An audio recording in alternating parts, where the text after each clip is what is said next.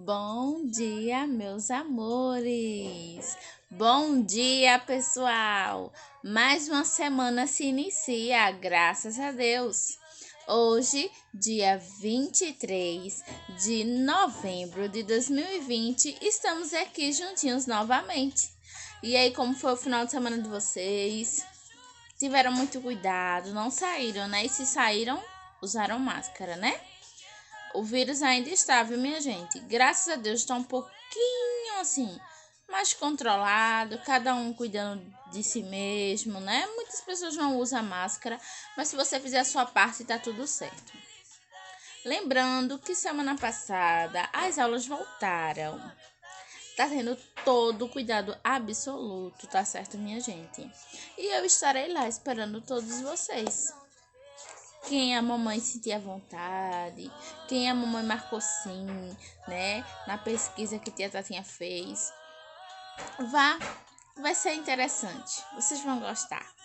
Quem também não for, eu estarei aqui todas as manhãs na telinha do celular da mamãe ou do papai, falando com vocês e estudando também.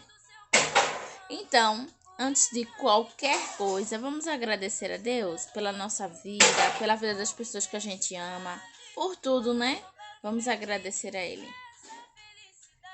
Em nome do Pai, do Filho e do Espírito Santo. Amém. Pai nosso que estás no céu, santificado seja o vosso nome. Venha a nós o vosso reino, seja feita a vossa vontade, assim na terra como no céu. Pão nosso cada dia nos dai hoje, perdoai as nossas ofensas, assim como nós perdoamos aqueles que nos têm ofendido, e não nos deixeis cair em tentação, mas livrai-nos do mal. Amém. Ave Maria, cheia de graça, o Senhor é convosco.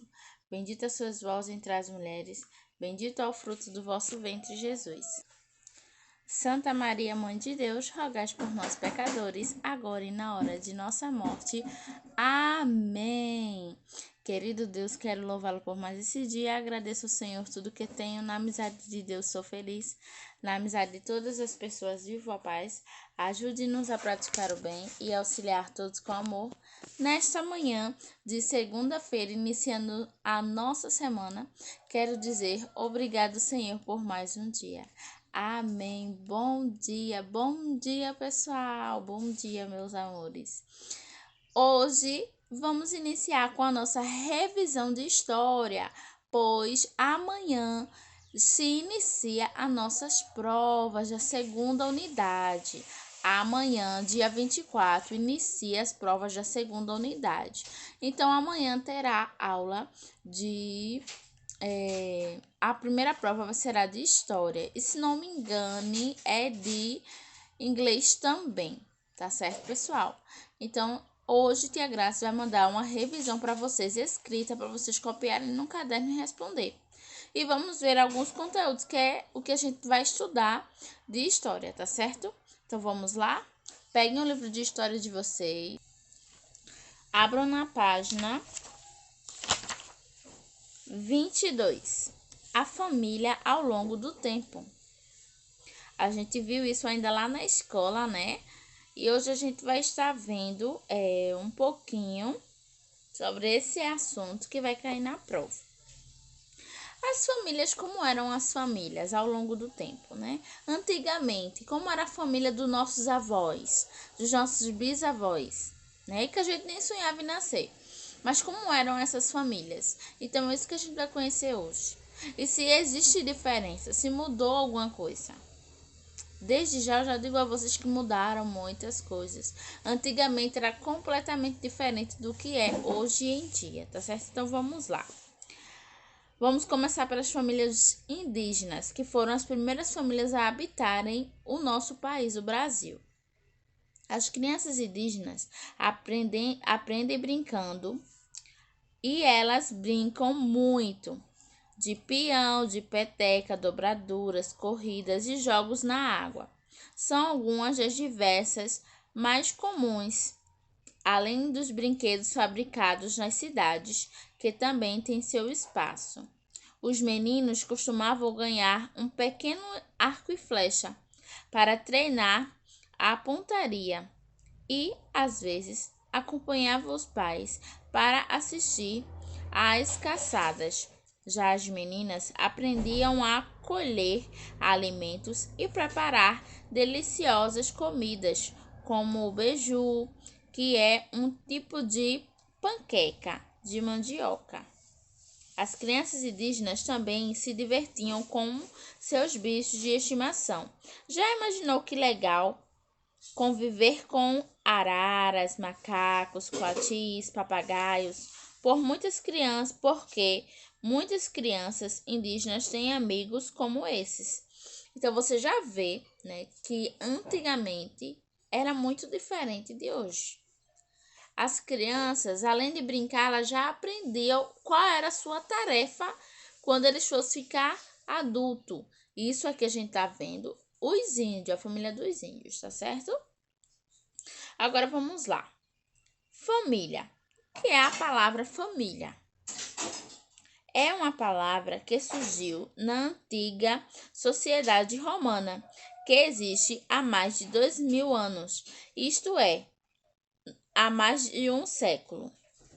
Para os romanos dessa época, a família era formada por pessoas, propriedades, animais, móveis, casa e entre outros pertences. O núcleo familiar que hoje existe na sociedade é muito diferente do passado. Então, aqui já disse o quê? Isso vai cair na prova.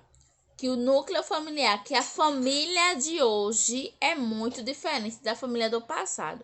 Então, se Tia Graça colocar na prova, as famílias de hoje são iguais das famílias do passado? Existe diferença da família de hoje para as famílias de antigamente? Sim ou não? Vocês vão botar o quê? Sim, existe muita diferença. As famílias de hoje são diferentes das famílias de antigamente, tá certo? Hoje, as famílias reduziram a quantidade de filhos. Antigamente, uma mãe tinha mais de 15 filhos, tinha 12, 15, 20, 22 filhos. Hoje em dia, as mamães, as mulheres, né, na maioria das vezes, só quer ter no máximo dois, no máximo três filhos.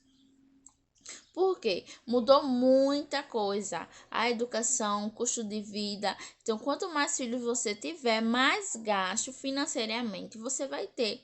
Então, isso hoje, nos dias de hoje, 2020, é muito complicado, tá certo? Então, vamos lá ver isso. Hoje, as famílias reduziram a quantidade de filhos devido ao custo de vida elevado e até mesmo pela condição do que seja oferecido. Uma, uma família de antigamente, melhor quantidade de. Baralhei tudo, né? As famílias de hoje reduziram a quantidade de filhos pelo custo de vida elevado e até mesmo pela consciência de que seja oferecido uma melhor qualidade de vida para seus filhos, pois antigamente morriam muitos deles em virtude da falta de médico, remédio, além disso, falta de escolas e creche. Então, antigamente morria muita criança. Minha avó, ela teve 22 filhos. Ela teve 22 filhos. Mas dos 22 morreram 10.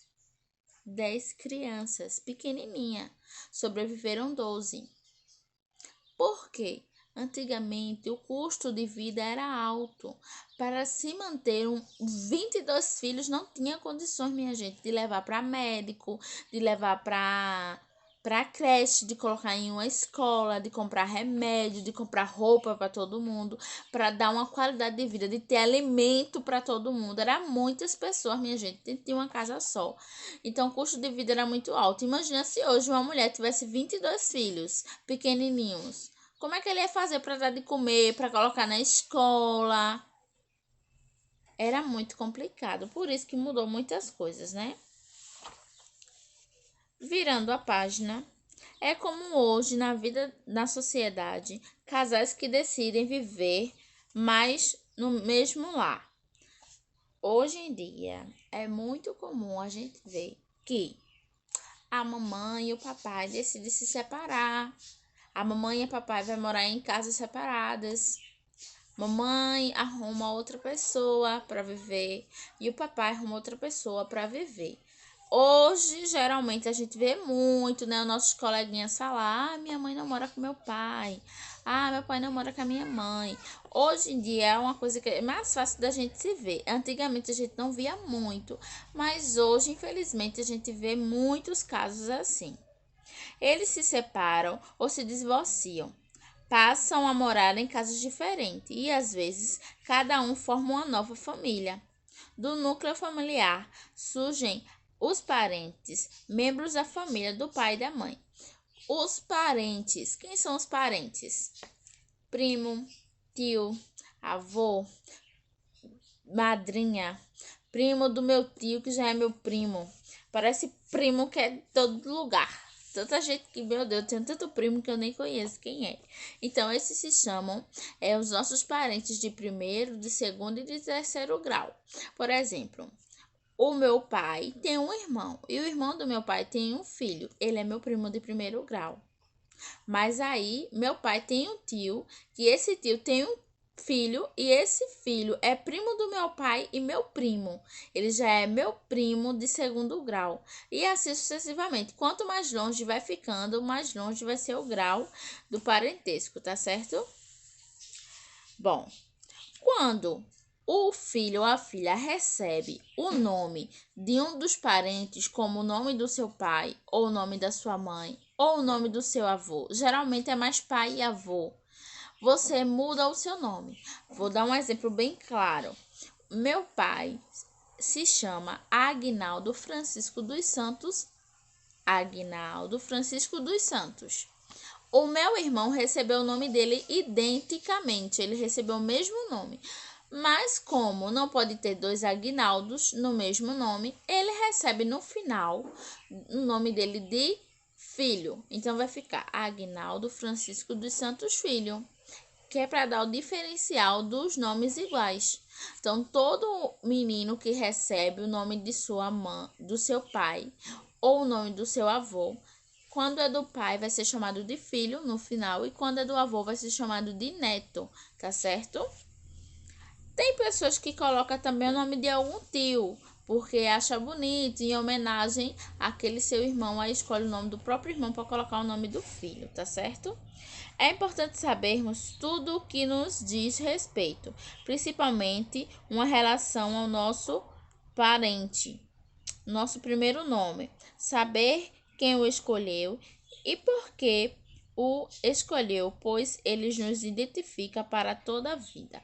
Então, é muito importante a gente saber de onde veio o nosso nome, quem escolheu, quem foi que quis colocar esse nome, por quê, qual o significado, tá certo, pessoal? É muito importante a gente saber disso. Virando a página, vamos conhecer um pouco sobre a escola. A escola, o que é a escola? A escola é um lugar onde a gente passa praticamente metade do dia. Quem estuda de manhã, passa a manhã toda. Quem estuda à tarde, passa a tarde toda. E praticamente a gente entra na escola mais ou menos, né? Entre 3, 4 anos. Tem pessoas que entram mais cedo ainda, né? Aqueles bem pequenininhos, 2. E você só vai sair da escola lá para os seus 18. E quando você vai terminando a escola, que é o ensino médio, você ainda vai para a faculdade e passa mais 3, 4 anos. É a sua vida assim, a sua semana completa é na escola. De pequenininho até se formar adulto, você vai viver na escola. Então a escola é a nossa segunda família. É o nosso segundo ambiente, onde a gente vai mais frequentar, onde a gente vai mais estar. É a escola. E toda criança tem direito e obrigação de ir para a escola. É direito da criança.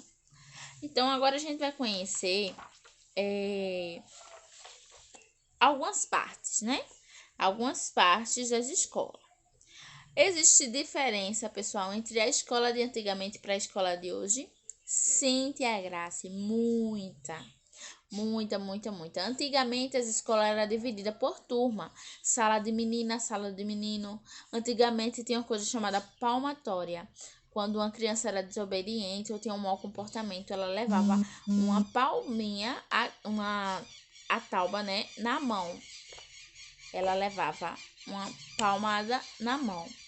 Hoje em dia, graças a Deus, mudou muito isso. Tem escola que crianças que vão à vontade, vão sem fardamento, né? Mas vão com a roupinha mais comportada.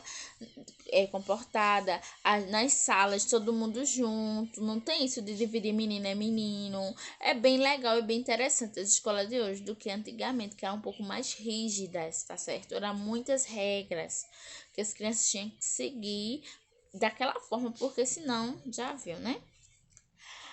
Vamos conhecer o que é que compõe uma escola e as pessoas que trabalham nela, que são chamadas de membros escolares, tá certo? Membros da comunidade escolar. Na escola a gente tem a cozinha e a cantina, que quem faz parte dela é a merendeira, não é isso? Na cantina é onde possui os alimentos, onde a gente quer fazer uma comidinha, quer comprar alguma coisa, não é isso?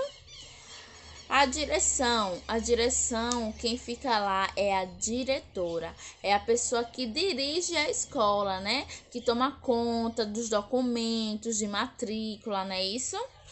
A secretaria. Onde é que fica a secretaria? A secretaria é o local onde é administrado, onde se administra as coisas na escola, onde se realiza a matrícula, no caso, né? Tia Graça falou errado.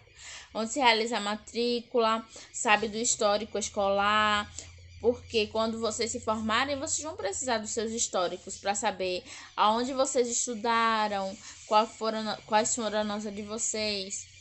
Também tem a área dos serviços gerais, que são aquelas pessoas que cuidam da limpeza. Quando a gente chega na sala, tá tudo cheirosinho, tudo arrumadinho na nossa escola. Quando a gente entra, a gente já sente aquele ambiente maravilhoso de estar. Então, ali se chama as pessoas que tomam conta dos serviços gerais. Quem limpa, quem cuida, quem trata da nossa escola para ela ficar toda cheirosinha e limpinha. Temos o professor, uma das pessoas mais importantes da escola, porque sem ela a gente não aprende, sem ela a gente não vai saber de nada. É o nosso professor ou professora, né? Ela é quem ajuda, quem educa, quem ensina coisas novas à criança. Temos o porteiro. Na nossa escola não temos, não é porque a nossa escola não é tão grande, mas aquelas escolas que são enormes, né? Que vai muito carro, né? Aí ônibus, aí tem que ter um porteiro que é para controlar a entrada, prestar atenção em tudo que acontece ao redor da escola, tá certo? Mas lá sempre tem, né, alguém que fica nos esperando quando a gente chega para desejar até um bom dia pra gente, né? E por último, os mais importantes, que são vocês, os alunos. Sem os alunos não tem escola. Pode faltar diretora, pode faltar porteiro, pode faltar cozinheira, pode faltar diretora, mas não pode faltar aluno e professor. Porque o professor precisa do aluno e o aluno precisa do professor. Tá certo? Vocês são os mais importantes, porque vocês é quem estarão lá para aprender. Tá certo? São o centro da escola e nela desenvolve a sua formação para a vida adulta. Não existe escola sem aluno. É importante que o relacionamento entre os colegas seja um companheirismo. Então, lá vocês têm o dever de ser amigo, de conhecer, ser companheiro, tá certo? Ajudar os coleguinhas de vocês. Agora, virando a página, vamos para a página 35. Direitos e deveres da escola. Eu vou citar os direitos e os deveres que a escola tem com um aluno, tá certo? Direito. A escola tem direito com o aluno de ser respeitado e valorizado pelo que ele é, o aluno, tá certo? Receber seus trabalhos e suas atividades corrigidos e avaliados, ser tratados de forma semelhante à de todos os outros estudantes, falar e ser escutado quando sentir necessidade, ser orientado em suas dificuldades, ter pessoas qualificadas para atendê-lo. Vai cair na prova, tá certo? Os direitos e os deveres da escola, tá certo? Vai cair na prova. Dever. Tem o dever de respeitar a todas as pessoas, independente de quem elas são.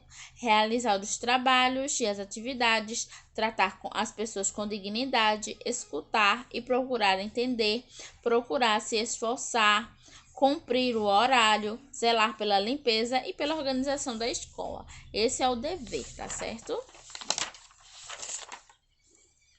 Virando a página. Pronto. Esse foi o nosso resumo, né, da nossa aula de história. Vocês, quando forem estudar, que a página já botei já desde sexta-feira, o horário das avaliações da segunda unidade, vocês fazem a leitura completa, tá certo, pessoal? Também podem assistir o vídeo, né? Eu não sei se nesse tempo a gente já estava colocando o vídeo, mas vocês vão estudar principalmente pelo livro de vocês, tá certo? De história. Então, beijão, meus amores. Fiquem com Deus e até amanhã. Tia Graça vai estar deixando a atividade para vocês copiarem no caderno, tá certo? Bem facilzinho, bem simples, só para reforçar mais os estudos de vocês. Beijos e até amanhã. Tchau, tchau.